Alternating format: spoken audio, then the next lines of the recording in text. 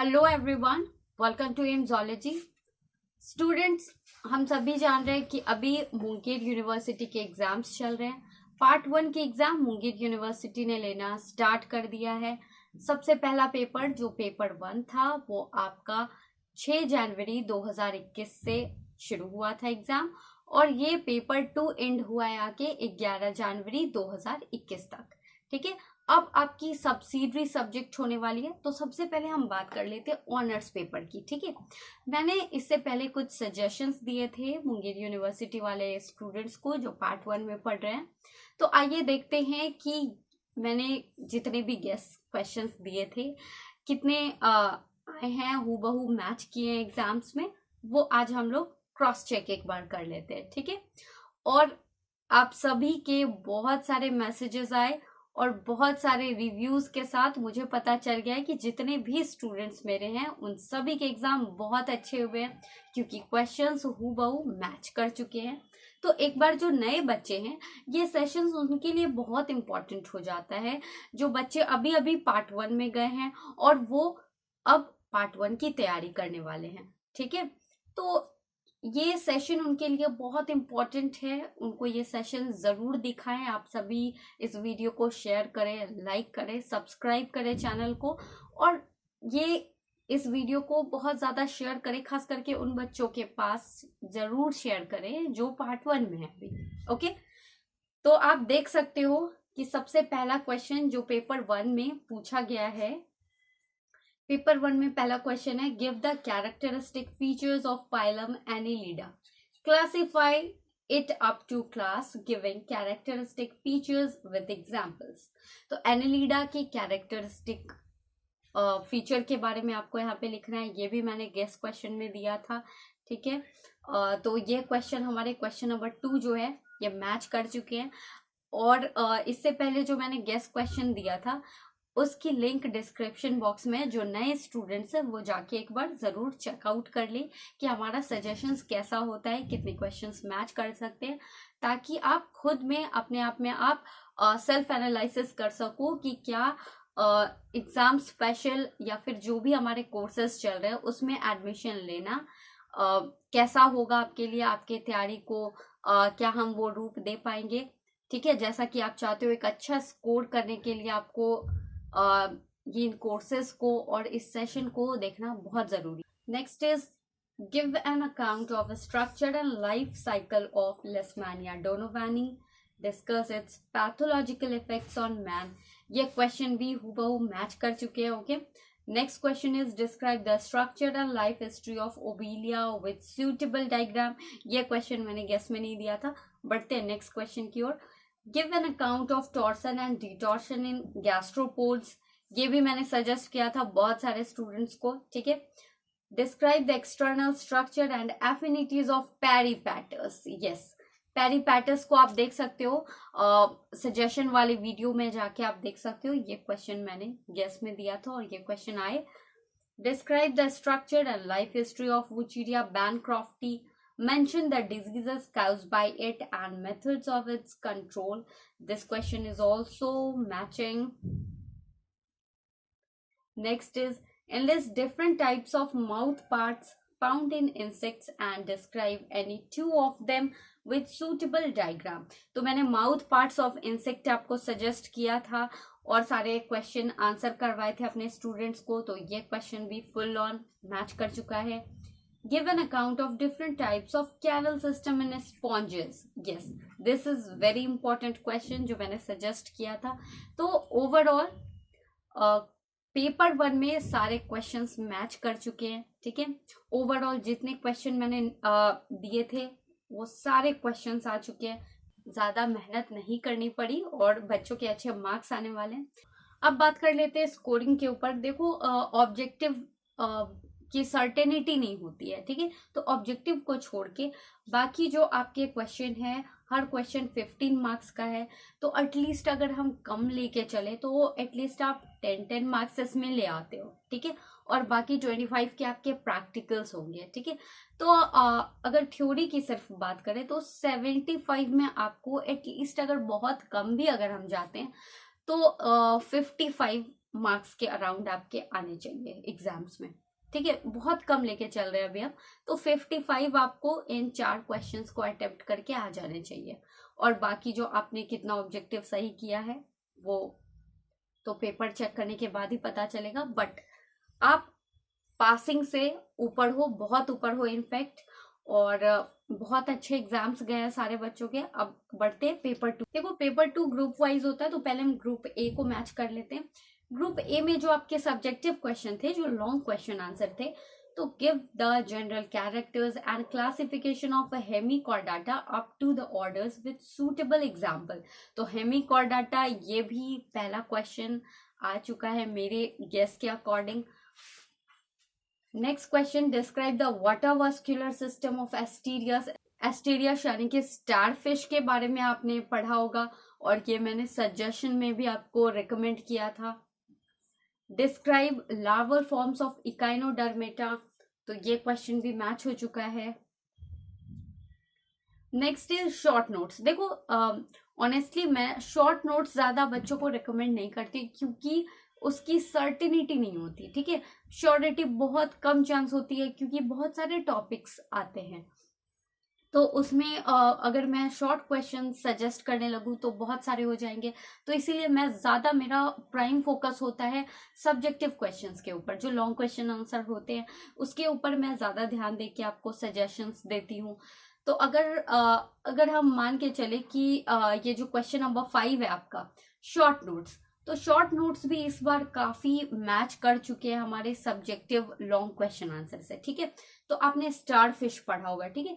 अगर आप question number 5 के क्वेश्चन नंबर बी को देखते हो, मैड्रेपोडाइट, तो मैड्रेपोडाइट भी स्टार फिश के बॉडी का जो आपने डायग्राम पढ़ा होगा, तो उसमें एक पार्ट आता है मैड्रेपोडाइट। तो मैड्रेपोडाइट को आप शॉर्ट नोट्स में आसानी से लिख सकते थे, क्योंकि मैंने ये लॉन्ग क्वेश्चन आंसर में ही करवा दिया था, राइट। और दूसरा क्या है, tube fit of Asterias, right.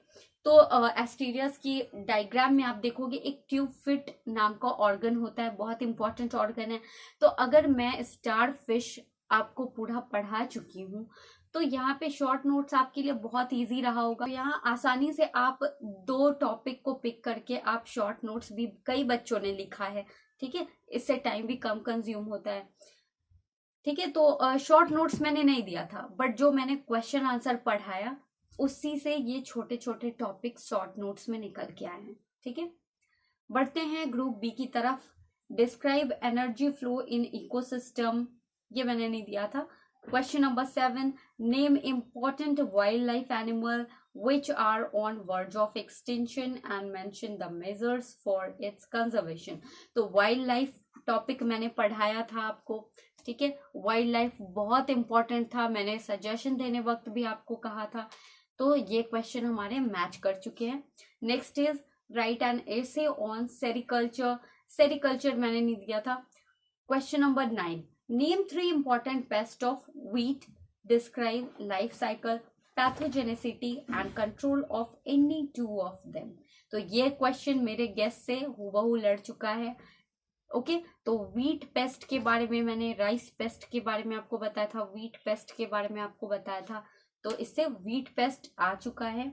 So students, paper 2 भी ओवरऑल बहुत अच्छा रहा है। सारे क्वेश्चंस जो हमने सजेशंस दिए थे उसी के अकॉर्डिंग आया है। सो स्टूडेंट्स, अब बारी आती है थोड़ी इंपॉर्टेंट टॉक्स की, ठीक है, थोड़े ऑनेस्ट टॉक की।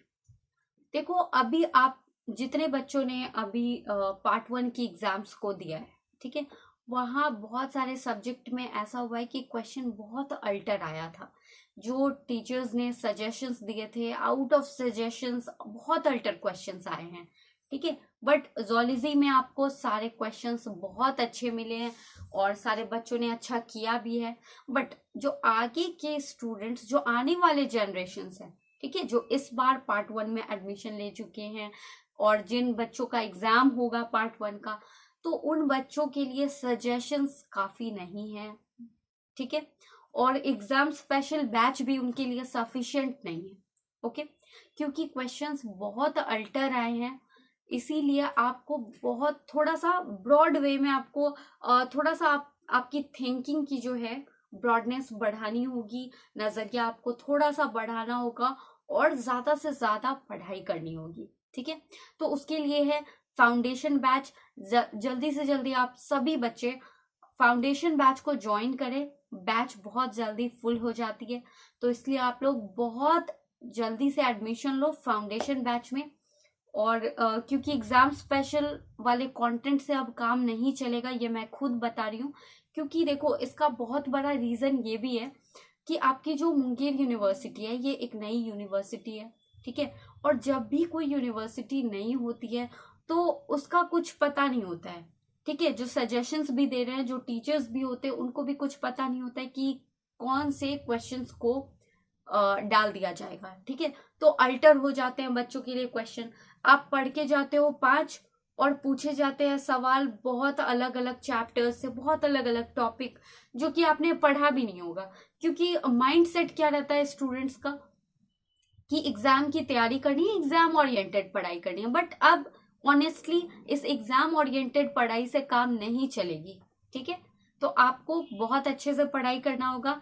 आप हर एक टॉपिक को अपने, सबसे पहले तो जितने भी बच्चे हैं जो पार्ट 1 में इस बार गए हैं और जो पार्ट 2 में जाने वाले हैं, पार्ट 3 में जाने वाले हैं, फॉर एवरी स्टूडेंट्स, सबसे पहले तो अपनी यूनिवर्सिटी का जो है सिलेबस उसको आप देखो, उसमें क्या क्या टॉपिक्स है, उस हिसाब से अपने नोट्स को आप प्रिपेयर करो, ठीक है। और एग्जाम स्पेशल बैच है और हमारे फाउंडेशन बैच है, आप उनको ज्वाइन करके अपने कोर्स को कंप्लीट कर सकते हो, ठीक है। और ये जो ट्रेंड सेट करने वाला जो सिस्टम है, आपकी मुंगेर यूनिवर्सिटी नहीं है, यहाँ पे बहुत सारे अल्टर क्वेश्चन पूछे जाएंगे, ओके। और जो यूनिवर्सिटी पुरानी भी है तो उसमें भी एक ऐसा फेज आता है, 10 इयर्स का फेज आता है। 10 इयर्स बाद यूनिवर्सिटी बहुत अलग अलग टाइप के क्वेश्चन अराइज करने लगती है, एक नया ट्रेंड सेट करती है। ऐसा नहीं है कि हमेशा आपके क्वेश्चंस वही आएंगे जो एक बार सजेशंस में दे दिया गया हो। क्वेश्चन बहुत अलग अलग तरह से आते हैं। 5 ईयर 10 ईयर्स में थोड़े थोड़े चेंजेस आपको देखने को मिलेंगे। और जो इस चेंज में फंस जाते हैं, जिन बच्चों ने अपने पढ़ाई अच्छे से नहीं की होती है, तो वो बच्चे फिर यहाँ पे जाल में फंस जाते हैं और प्रॉब्लम उनको डेफिनेटली होती है। क्योंकि वो एक तो साइंस लेके बैठे हैं, पार्ट 1 में एडमिशन करा लिया उन्होंने, और ऊपर से कुछ भी पढ़ाई नहीं करते। पढ़ाई के नाम पे उनका क्या है, माइंड सेट है कि एग्जाम ओरिएंटेड पढ़ना है और जाके एग्जाम निकाल देना है। तो अब यूनिवर्सिटी में ऐसा नहीं हो रहा है, कंपटीशन बढ़ रहा है। तो इसीलिए बहुत अच्छे से आप पढ़ाई करना सीखो और try to make notes, okay. Notes रहेगा तो आप एग्जाम के लास्ट टाइम पे अपने माइंड को एक ओवरव्यू दे सकते हो कि किस तरह से सारे क्वेश्चंस है, क्या मुझे लिखना है, ठीक है। अब रट्टाफिकेशन से बिल्कुल काम नहीं चलने वाला है, आपको बहुत अच्छे से प्रेपरेशंस करनी पड़ेगी। और जितने भी बैचेस है हमारे, अगर आप पार्ट 1 में हो तो जल्दी से जल्दी आप फाउंडेशन बैच ज्वाइन करो। और अगर आप पार्ट 2 में हैं तो फाउंडेशन बैच वहां पे भी है और एग्जाम स्पेशल बैच भी अवेलेबल है, ठीक है। पार्ट 1 में भी एग्जाम स्पेशल बैच अवेलेबल है, बट ऑनेस्टली स्पीकिंग पार्ट 1 की जो एग्जाम स्पेशल बैच है आगे आने वाले जनरेशन के लिए इतना सफिशिएंट नहीं है। क्योंकि इस बार हमने देखा है बहुत सारे सब्जेक्ट्स में अल्टर क्वेश्चंस पूछ रही है यूनिवर्सिटी। तो अगर आप मुंगेर यूनिवर्सिटी में हो तो एग्जाम स्पेशल बैच से काम नहीं चलने वाला है, आपको फाउंडेशन बैच ज्वाइन करना चाहिए या खुद से अपनी तैयारी अच्छे से करो। आप जो भी टॉपिक्स है आपके सिलेबस में, उन चीजों को आप अच्छे से कॉपी बनाओ, अपनी नोटबुक बनाओ, एक नोट बनाओ, जिससे कि आप टाइम टू टाइम उसको पढ़ के रिवाइज कर सको, ओके। तब तक के लिए इस चैनल को सब्सक्राइब करें, लाइक करें एंड डेफिनेटली शेयर करें, ओके। Thank you.